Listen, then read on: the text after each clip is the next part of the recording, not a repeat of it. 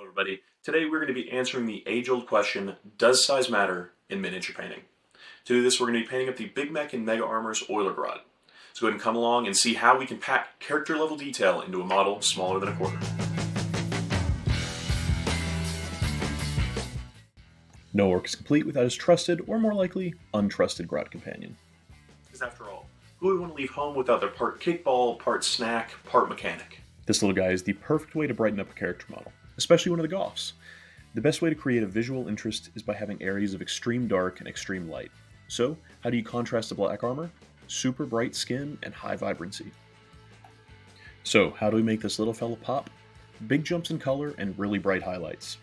For our skin tone, we're going to work through our base tone of Orukk Flesh all the way up to pure Screaming Skull. When you're working with a model this small, you want all the details to show, so these big jumps in brightness will accentuate the largest of his muscles, or a grot, all the way down to his knuckles.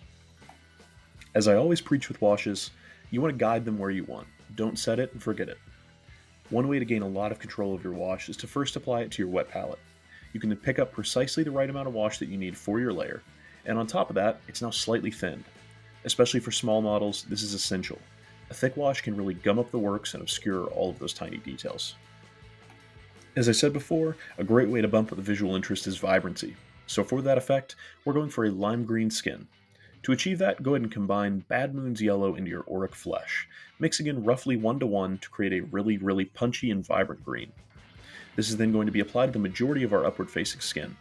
When you have such little surface area to work with, you can make really large jumps in brightness to draw the viewer's eye. I recommend doing 2 coats of this color, just that way we have a really punchy and vibrant base to work off our additional highlights. Now we can add in some Screaming Skull to our mix. With this we wanted to accent our muscles and create separation, so make sure to apply it to the edges of our muscle groups. Not that grots have much muscle to begin with, but you get the gist. Working on smaller models is a great way to hone your painting skills. Not only does it force you to be precise, but it gives you a great reason to practice on contrast. Anytime that you're fiddling with something about the size of a fingernail, your dexterity will improve. We can then do a sparse dot highlight of pure Screaming Skull just to bring us the last bit of brightness.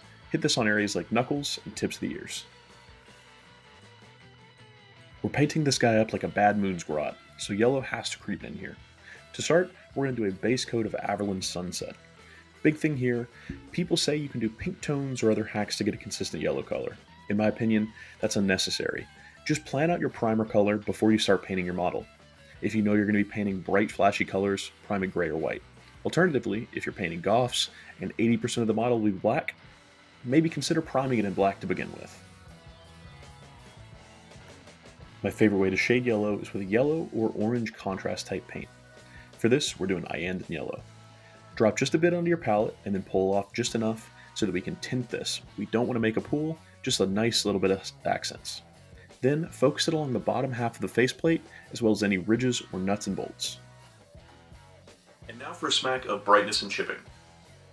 My orcs are beaten and weathered, and then beaten with a stick a little bit later. So just because this grot's small, doesn't mean he gets out of that treatment. So this dude is no different. When you get smaller, you just have to be subtler with the scratches and dings. So go ahead and grab a fine tip brush. For me, my go-to is a size 00 Winsor & Newton. Then do a gentle edge highlight to define our edges. Once we have this, we can then water down our paint just a little bit more and start creating micro scratches. You can drag and shape your brush on your palette as you pick up paint by rolling and dragging it into a thin line. Once you've got this, just work along the edges and pull the brush in various directions. You want to barely touch your model here, and for 1, you'll brighten the edge, and for 2, you'll start to create little scratch marks. With our scratches complete, we can then take just a touch of Screaming Skull and hit the corners with a small edge highlight, adding definition and that eye-catching edge for the tabletop. Now for the fiddly bits. Checkers that are roughly the size of my brush tip. Now is there a great trick for doing this? Not really. Doing checkers or freehand on a model this small is really tough, so you're likely going to be doing what I did many times, going back and forth, alternating black and gray until I get it close enough to what I'm looking for. While it might be a pain, this particular detail will add a ton of character and value to your model. Up to this point, I feel like we have a pretty high quality paint job, but adding in these checkers is like the icing on the cake. For the best results, make sure you get a small fine tip brush and start by working over a base tone of your brighter color. So if you're doing standard black and white, have a base coat of either gray or white. If you're doing red and black, go with red. This limits the number of coats that you need to get to full opacity. Most of the time you can cover gray with black and get a solid coat after one pass.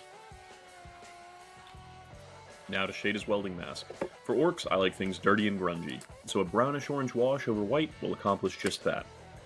Let's mix about 1-to-1 Agrax Earthshade to a Vallejo Rust Wash to achieve our desired color. As you can see, I'm mixing both on my palette, just a little at a time until I get my desired color. When working with a color mix, take your time and focus on getting the color you want. For washes, a great way to test the color is by brushing a line onto your thumb. This can accomplish two things.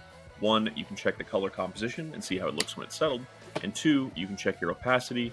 Maybe you want to add a little more water to dilute, or maybe it's just right. I typically prefer my washes just a bit thinner, and by mixing on a wet palette, just a bit, will be introduced into my mix, making my ideal consistency. Once you have this, go ahead and apply. As with the previous steps, contrast is everything on this little guy, so apply it pulling down towards the bottom of the mask. For his apron, I'm thinking a denim color. So let's start with blue-black, a color that I truly am incapable of keeping off my models. This will probably need 2 good coats to get a full coverage.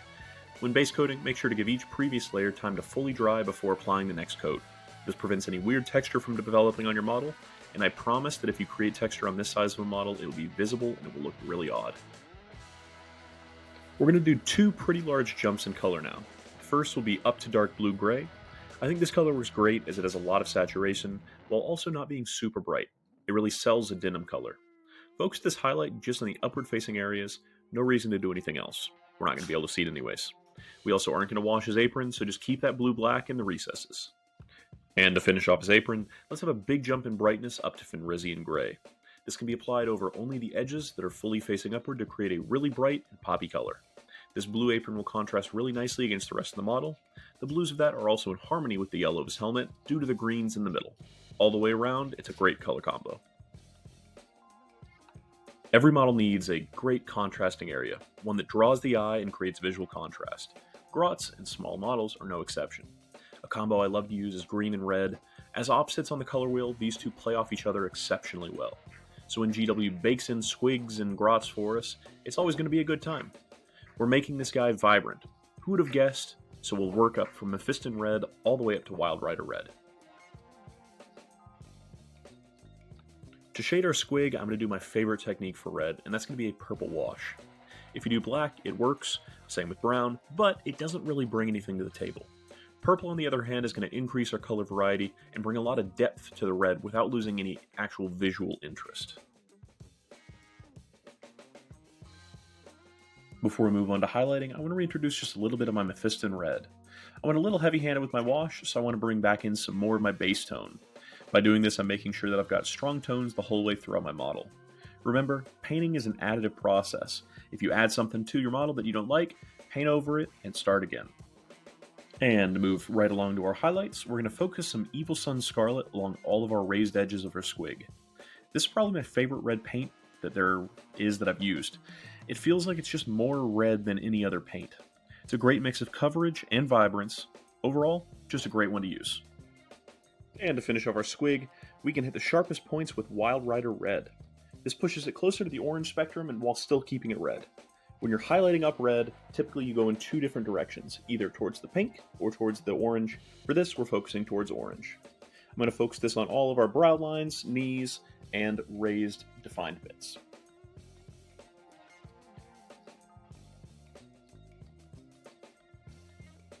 Last but not least, his pants, boots, and belts. These are all going to be in Rhinox hide, then highlighted up with increasingly larger amounts of brown mixed with Screaming Skull. These are, for the most part, covered up with pigments anyways, so didn't really feel like explaining too much here. Same with our metallic details, nothing especially groundbreaking, simply a little bit of lead belcher with Agrax wash, and then a dry brush of silver over the top. Couldn't finish this guy off without a little bit of added detail. A little bit of extra character, if you will. So while working on him, I managed to spill a little bit of coffee on my shirt, so I figured, why not give this guy a spill? Maybe it was some sort of Grot coffee, if they have that, or maybe it was probably oil. Who knows? It's up to your imagination. And with that, we have our finished Grot Oiler. Throughout this video, I think we accomplished what we set out to do. Shove character level detail into a quarter-size model. We managed to freehand checkers about the size of a brush tip, get micro scratching on his helmet, and get about the most vibrant palette into this guy as possible. If you didn't realize that this model was as small as it was, do you think you would realize? If you get the chance, throw a comment down below. Do you think bigger is always better in mini painting, or does size not matter, like I think we proved here? While you're there, I'd really appreciate a like and subscribe as we continue to grow this community. Alrighty guys, thanks for watching, and I will see you in the next one.